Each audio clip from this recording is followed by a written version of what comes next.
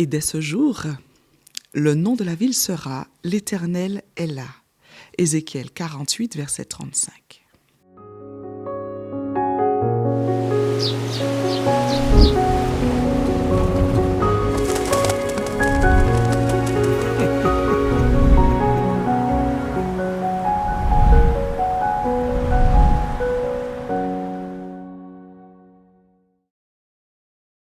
Et si l'endroit que tu crois vide était déjà rempli de la présence de Dieu?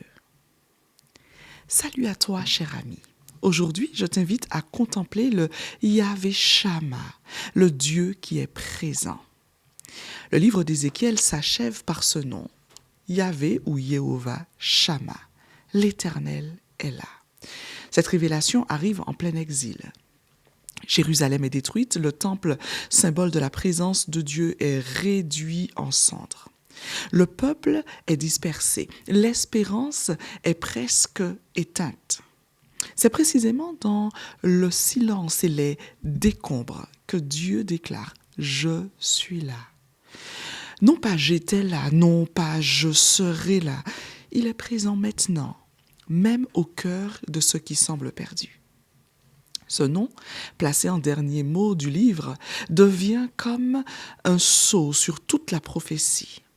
Malgré les jugements, les visions et l'exil, le message final est celui de sa fidélité et de sa présence.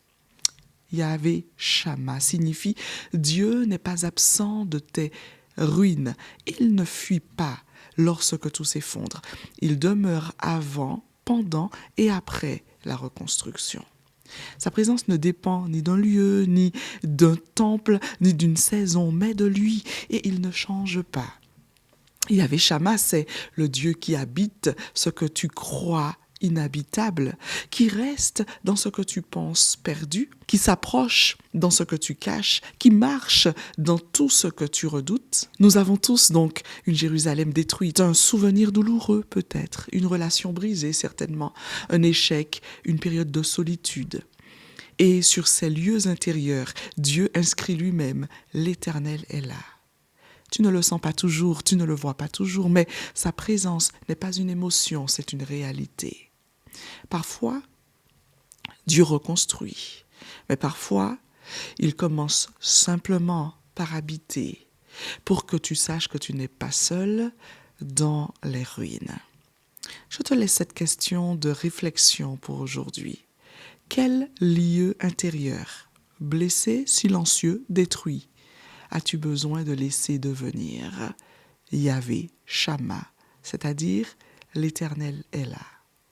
Prends le temps d'y penser et sois béni.